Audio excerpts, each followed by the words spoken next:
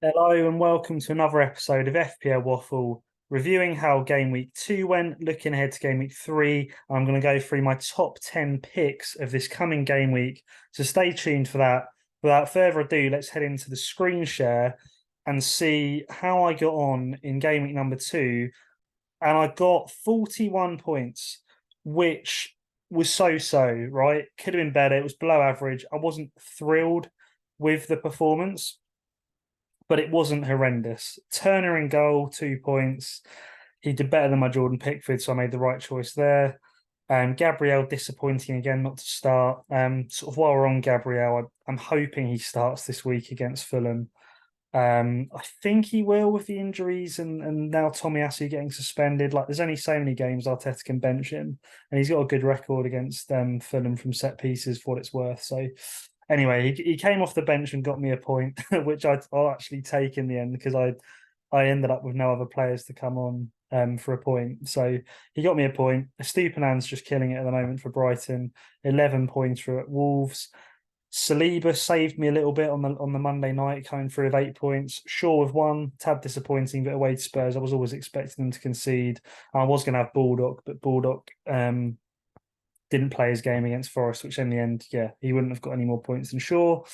Midfield, Saka, Rashford, Fernandes all blanking was disappointing. My captain Salah did end up actually outscoring Haaland, which kind of paid off in the end. But at the time, I was a bit nervous when going into that Newcastle City game with just a 5 pointer double to 10 for Salah. But thankfully, Haaland blanked from my point of view. João Pedro disappointing, benched, came off the bench, got a yellow card. And Ciso has got an injury now. He started ahead of Pedro, so Pedro might his minutes might be back sort of up again. But there are other players that could play there for Brighton, so I'm not convinced after what De Zerbi said about him needing to increase his work ethic and stuff. So we'll see on that one. For me, he'd be a good first bench option if you have him already. But yeah, one to watch perhaps over the next few weeks. And then yeah, nothing's reported on the bench. Nakamba didn't play. Arch came off the bench and got booked. Baldock didn't play. Pickford 0 points after their 4-0 drubbing. So overall, not amazing, but could have been worse. And kind of looking ahead to Game Week 3, which a lot of us have been looking forward to, there's a lot more scope for points. So here's what I'm currently looking at before I go into my top 10 picks.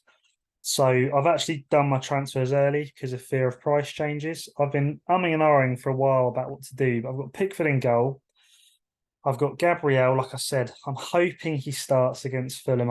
I think he's more likely to start than not, put it that way. So I've got the double up with him and Saliba, Estupiñán, and then one of my transfers is Gusto. I brought him in for sure, partly to fund something I'll tell you about in a minute. It looks like he's going to play ahead of Reece James. I wanted some Chelsea defensive coverage for their coming fixtures, so I'm hopefully he plays for 4 mil. He could be a bargain. Midfield wise, it's got Fernandes, Rashford, good fixtures against Forest. Next week, I think I'll consider selling one of them with harder fixtures, particularly if they don't smash it against Forest. Saka midfield, kind of unsellable, although it's a shame he's off pens now, but still great player, right? And then Salah, this is part of the reason why I got Gusto in. In the end, I came around to keeping Salah. I just figured not loads of people have him, and my team isn't compromised too much by keeping the guy. Although I'm a bit nervous now about this news about him going off to the Saudi league, but it sounds unlikely, but you just never know. So anyway, I'm keeping on Salah for now, which could be a very nice differential against those that are getting rid of him or don't have him at all. And then up top, Jackson and Haaland. So I was able to go from Pedro to Jackson by going from Shaw to Gusto. That's basically what I did. I had exact funds to do it. And I figured this starting 11 looks very good for this week, and moving forward, it looks all right as well. Haaland captain at Sheffield. I mean, Sheffield defensively aren't great. He could have a field day, as could all the City players, to be honest. So I'm happy with this team, providing they all start. I'm very happy with this team. Bench wise, nothing really to report, right? Nakamba for hopefully a 2 pointer if I need him.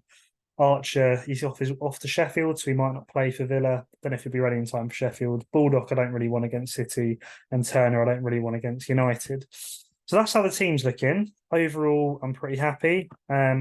Let's go for my advice on Jackson instead of Saka. I feel like he has a higher ceiling against the Luton team, providing he can start banging. As for my top 10 picks, this might be where you guys might find some use. So at number one, oh, it's a bit of a preview. I've actually done Ben Chilwell. So I don't have Chilwell. I wanted Chilwell. I couldn't afford him. But this man is playing very attackingly for Chelsea. Um, he is a decent price still in defence. With Chelsea's fixture run, I mean, look, who are they playing? I think you have to target at least one Chelsea player this week, to be honest, to cover yourself, because they've got home to Luton, home to Forest, away to Bournemouth, which is about as good as it possibly can get. And then even then, home to Villa, away to Fulham, away to Burnley is insane. You have to have at least one of them. And I think Chilwell's my top pick. He's, clean sheet potential, attacking potential. He's playing almost left wing at the moment. Decent price, even just covering yourself against the crowd that have him, he just seems like a very, very strong pick. And I think it's hard to look past him. So he's my number one. If you want to prioritize someone, I think Chilwell's probably a man for this week and the upcoming weeks. And number two, I've put Jackson there. So I've got Jackson myself. I think again with those fixtures, he's looking like their main striker. You think he's inevitably got to get a return in these next few games with the fixtures Chelsea have. So my money's on him to get the main returns. So again, I think if you can get Jackson in your team this week, if you've got two free transfers and you can get in Chilwell and Jackson, which would have been my dream, I think that's a really strong play personally. Number three, and Brian Mbomo. Now, I just think he's started off brilliantly. Okay, he's had a couple of penalties, but the fact he's on penalties, Brentford still have some good fixtures. Home to Palace, home to Bournemouth. If you're going to jump on that bandwagon, it's now. Like I said, on pens, on set pieces. I just think he's a pretty reliable choice right now. He's nailed for 90 mins. You don't need to worry about him long term. It's just a very solid pick. And again, for still a very good price, 6.7 mil, I think he's at the moment. You just can't really go wrong with him. So that's why he's my number three. And number four, I've put in Martin Odegaard purely because Arsenal still have very good fixtures. Fulham at home is one of the best they're going to get with the way that Fulham are playing at the moment. We've just found that Odegaard seems to be on penalties. He also, we know he can return assists and goals from open play as well. I just think with him now being on penalties, most likely he's just upped himself to a position that should make you really strongly consider him if you need a midfielder. So he's my number four. Number five, I've put Philip Foden, partly because of his performance against Newcastle was incredible. And because of that, you'd expect him. You never know with Pep, right, for sure. But with injuries and stuff, they haven't got that many options at the moment. You'd expect him to start at least one of the next two, probably both. And away to Sheffield, at home to Fulham, again, is about as good as it gets in terms of fixtures. And even after that, if he's in and out the side, you've got some great fixtures there to get him involved with. So yeah, I think Foden, even if you just wanted to chuck him in for the next two, see how he gets on, bank the points that he's inevitably, you'd expect him to get something reasonable over the next two, combined. You can always reconsider getting rid of him after that. And he could have already cashed in big time for you to the point where you don't mind sort of spending a transfer to get rid of him because he's already cashed in. So he's my number five. A number six, closely behind, got Alvarez. Again, same reasons, great fixtures. He's in form. And there's not loads of other options at the moment to play in those positions with Alvarez, Foden, Grealish, and Haaland. That's looking pretty strong for City. Obviously, they've just brought this Doku chap. Palmer can't be ruled out. Bernardo Silva, I'm not quite sure what's happening with him, but there's always players that can come in and take their minutes. But I feel like these two at the moment have proven themselves to be the main ones that Pep wants, and Champions League hasn't quite started yet. So there's no, reason for fitness wise or anything to not play them. They're both quite young. I think I was very tempted at the start of this week to go for both of them, to be honest, and I ended up talking myself out of it. Because I wanted some Chelsea assets, and I just felt like minutes wise, at least the likes of Jackson are a bit safer. But yeah, if you want to have a punt, like the upside could be huge for these guys. If they smash the next 2 weeks, your rank could go through the roof. So yeah, if you want to go for it, I'd really encourage you to have a punt. Number seven, Sterling. Again, back to Chelsea's fixtures. He's a bit of a differential. He looked very good against West Ham. Decent price midfielder. It wouldn't surprise you if you saw the Sterling of old come through in one of these next few games, or more than one of them. So I think he's well worth considering if you want a differential. I don't think he's a bad shout at all. And again, I've strongly considered him this week. So yeah, Sterling's there at number 7. Heung-min Son, I've got a number 8. It's a bit disappointing with Spurs because they've got great fixtures as well. It's another team I was really wanting to target. I was wanting to bring in at least a Spurs asset and a Chelsea asset this week, but the Spurs sort of fantasy points haven't been happening so far this season. Son's playing out wide. He's not getting loads of sort of XG, like likely returns. Richarlison's not been looking great. Maddison's now injured. That's why he's not higher than number 8. We know what Son can do.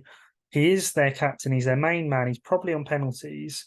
Over this fixture run, if Spurs are going to see some returns from their attackers, you'd expect it to be these ones. And if you're going to see Son return this season, you'd expect it to be in the likes of these games. So again, if you want to go for a differential and you want to cover Spurs, I think Son isn't the worst shout in the world. I don't think you can be disappointed if he doesn't smash it over the next 3.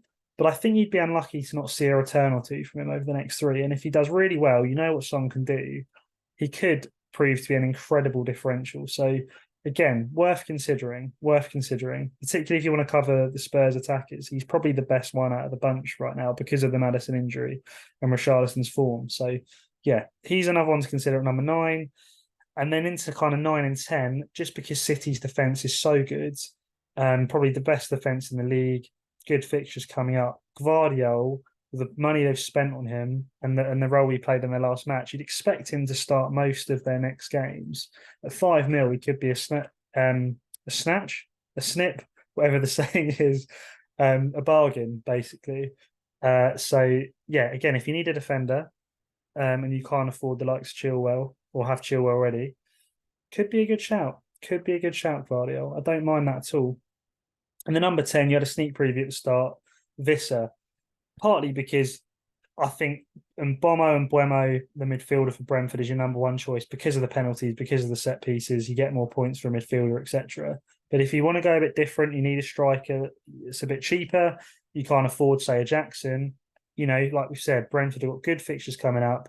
Now would be the time to get a Brentford asset to sort of still have a chance of getting some points from them. And Visser is their main man up top in the absence of Tony, with Mbomo sort of being the sort of second attacker playing with him, producing the returns at the moment. So yeah, I don't mind Visser at all if you want to go for him. My wife just went for him because he worked nicely to someone she could afford in her team, and I was more than happy for her to go with him.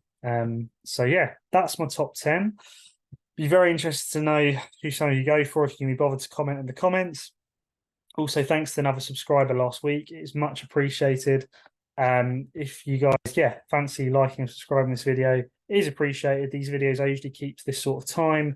I give you a brief overview of the week. I try and summarize all the key points in the same video for you that I've sort of taken from some of the other YouTubers. So yeah, hopefully you've maybe taken something to help you. Hopefully my top 10 has been helpful to maybe help you make a final decision if you're still on the fence about who to go for this week. And yeah, we'll leave it there. Have a good game week. And I'll very much look forward to catching you all at some point next week, looking ahead to game week 4 and how I got on in game week 3. So yeah, that's all. Bye for now. And have a good game week.